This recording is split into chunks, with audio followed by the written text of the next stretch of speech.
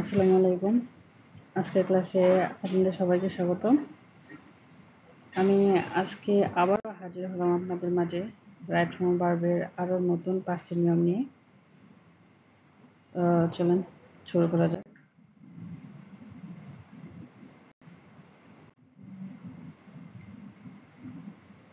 ওকে, আজকের প্রথম যে নিয়মটা সেটা হচ্ছে বাক্যে সিন্স বা ফর থাকলে ওই ক্ষেত্রে আমরা কি করব। হ্যাঁ, আমাদের প্রথম যে এক্সাম্পলটা আছে ওই এক্সাম্পলে কি লেখা আছে যে ইট টু রেন সিন্স মর্নিং। এখানে সিন্সটা হচ্ছে আমাদের কিওয়ার্ড, আর সিন্স থাকলে আমরা এই নোট নাম্বার 1-এ শিখব যে বাক্যে সিন্স বা ফর যদি থাকে তখন আমরা কি করব, হ্যাভ বিন অথবা হ্যাজ বিন প্লাস আইএনজি করে দেব, ভার্বটার সাথে আইএনজি করে দেব। তো আরেকটা নোট কি, যদি সাবজেক্ট থার্ড পারসন সিঙ্গুলার হয় তাহলে হ্যাজ বিন আর অন্যথায় হ্যাভ বিন। আর আমাদের এক্সাম্পলে দেখা যাচ্ছে যে it third person singular number, তো এই জন্য এটার সাথে হবে কি has been. It has been রেনের সাথে ING raining, it has been raining. তো আনসারটা it has been raining since morning. এখানে আমরা হ্যাজ বিন রেনের সাথে আইএনজি করছি, এর প্রধান কারণ হচ্ছে সিন্স। কারণ সিন্স অথবা ফর যদি বাক্যে থাকে তখন আমরা কি করব, সাবজেক্টে করে হ্যাজ বিন অথবা হ্যাভ বিন করে ভার্বের সাথে আইএনজি করে দেব। আচ্ছা, পরে আরেকটা নিয়ম আছে, ওইটা হচ্ছে ইট টু রেন ফর 2 আওয়ার্স। এখানে ফর অথবা সিন্স যাই থাকুক না কেন আমাদের সেম নিয়ম, সাবজেক্টের পরে হ্যাজ বিন অথবা হ্যাভ বিন প্লাস আইএনজি। এখানেও ইট সিঙ্গুলার, এর জন্য has been raining for 2 hours.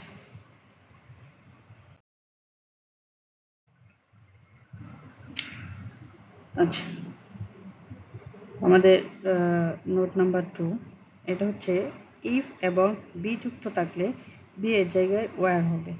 এখানে আমাদের বাক্যে কি আছে, if I be a child again. এখানে ইফ এবং ব্র্যাকেটে বি, তো বিটাকে আমরা কি করে দেব, ওয়ার করে দেব।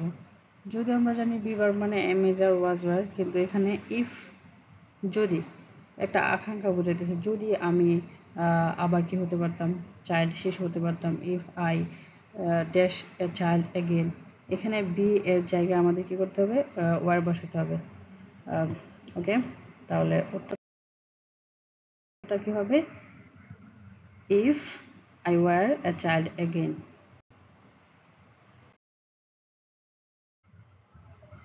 ওকে, আমাদের নোট নাম্বার 3, এটা হচ্ছে বাক্যে নাও থাকলে কি করব, বাক্যে নাও, যেমন এখানে এক্সাম্পলে আছে she to go now, she to go নাও।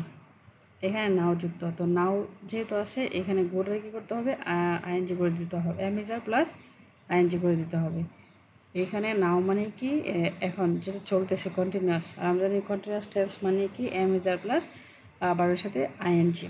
তো এখানেও একটা নোট আছে, যেমন সাবজেক্টের উপর ভিত্তি করে আমরা কখন বাক্যে এম বসবে, কখন ইজ বসবে, কখন আর বসবে, এটা ডিপেন্ড করবে সাবজেক্টের উপর।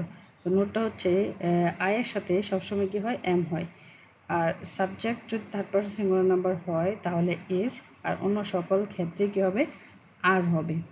যেহেতু বাক্যে নাও আছে আমরা কি করব, সাবজেক্টের পরে হয়তো এম নয়তো ইজ নয়তো আর, এবং ভার্বটাকে আইএনজি করে দেবো। এখানে আমাদের ভার্বটা হচ্ছে গো, এই ব্র্যাকেটটা গো এর পরে পরে হবে, সরি। তো আনসারটা কি হবে, যেহেতু সি কি আইও না, আর থার্ড পারসন প্লোরাল নাম্বারও না, সেকেন্ড পারসনও না, সি কি থার্ড পারসন সিঙ্গুলার নাম্বার। তো এই জন্য সির সাথে কি হবে, ইজ, সির সাথে কি হবে, ইজ। তাহলে আনসারটা হবে শি ইজ, আর যেহেতু বলছে ভার্বের সাথে আইএনজি, গোকে আমরা কি করে দেবো, আইএনজি করে গোয়িং করে দেবো, শি ইজ গোয়িং নাও। আচ্ছা, আনসারটা কি হবে, শি ইজ গোয়িং নাও। ওকে, আমাদের নেক্সট যে রুলসটা সেটা হচ্ছে next next year, next month, next day অথবা নেক্সট উইক, হ্যাঁ, অথবা টুমোরো, ফরএভার, এটসেট্রা।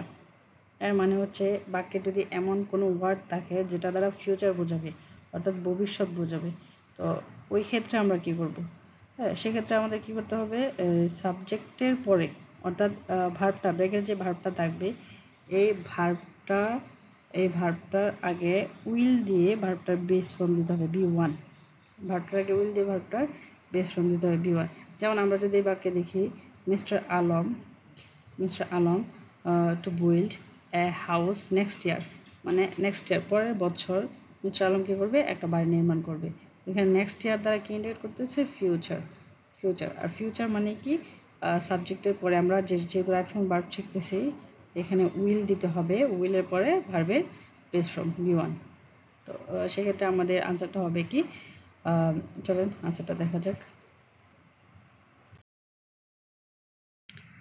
আচ্ছা, আনসারটা হচ্ছে mister Alam will build a house next year. আরও এখানে দুইটা এক্সাম্পল দেওয়া আছে, যেমন ফর এবার মানে কি, ভবিষ্যৎ, ফিউচার। এই ক্ষেত্রেও আমরা লাভের আগে কী করে দেবো, উইল করে দেবো, I will love you forever. আবার এখানে আছে টুমোরো মানে কি, আগামীকাল, এটাও ফিউচার ইন্ডিকেট করে। তো এটার ক্ষেত্রেও সেম রুলস, আমরা কি করে দেবো, কামের আগে উইল করে দেবো, যেমন he will come home tomorrow.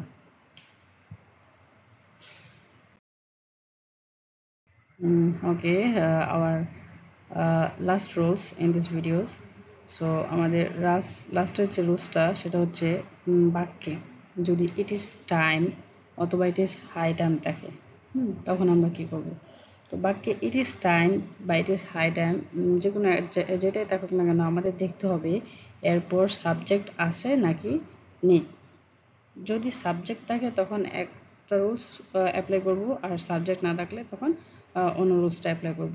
তো আমরা দুটা রুলস এখানে লিখছি। রুলসটা হচ্ছে কি, ইট ইজ টাইম অথবা ইট ইজ হাই টাইম যদি থাকে, আর তারপর যদি সাবজেক্ট না থাকে, তখন আমাদের কি করতে হবে, ব্র্যাকেটের যে ভার্বটা আছে ভার্বটার বেস ফর্ম দেবো, এবং তার আগে একটা টু দিতে হবে, 2 + B1। সাবজেক্ট না থাকলে 2 + B1। কিন্তু যদি ইট ইজ টাইম অথবা ইট ইজ হাই টাইমের পরে সাবজেক্ট থাকে, তখন কি করব, তখন ওই ভার্বটাকে পাস্ট ফর্ম করে দেব, B2। ঠিক আছে। আচ্ছা, তো আমরা এখানে দুটো এক্সাম্পল দেখতেছি। একটার মধ্যে কি আছে, ইট ইজ টাইমের পরে সাবজেক্ট আছে, আর একটার মধ্যে ইট ইজ হাই টাইমের পরে সাবজেক্ট নেই। তো সেক্ষেত্রে আনসারটা কি হবে, যেহেতু আমরা শিখছি যে ইট ইজ টাইম বা হাই টাইমের পরে যদি সাবজেক্ট থাকে তখন B2 হবে, তাহলে আনসারটা কি হবে, গোর B2 কি, আমরা দেখি। হ্যাঁ, গোর B2 কি, গোর B2 হচ্ছে ওয়েন্ট। তো সেক্ষেত্রে আনসার হবে it is time we went there. It is time we went there. আর এই সেন্টেন্সে তো সাবজেক্ট নাই, টাইমের পরে সাবজেক্ট, যেহেতু সাবজেক্ট নেই, তো আমরা আনসারটা কি হবে, 2 + B1। ইয়েস, আনসারটা হলো it is high time to plant trees. ইহাই উপযুক্ত সময় বৃক্ষরোপণের। ওকে, আজকে এই পর্যন্তই। এতক্ষণ আমাদের সাথে থাকার জন্য ধন্যবাদ। তো আশা করি পরের ভিডিও আসার পর্যন্ত আপনারা অপেক্ষা করবেন এবং আমাদের চ্যানেলটাকে সাবস্ক্রাইব করে দেবেন, লাইক শেয়ার করে পাশে থাকবেন। Thank you.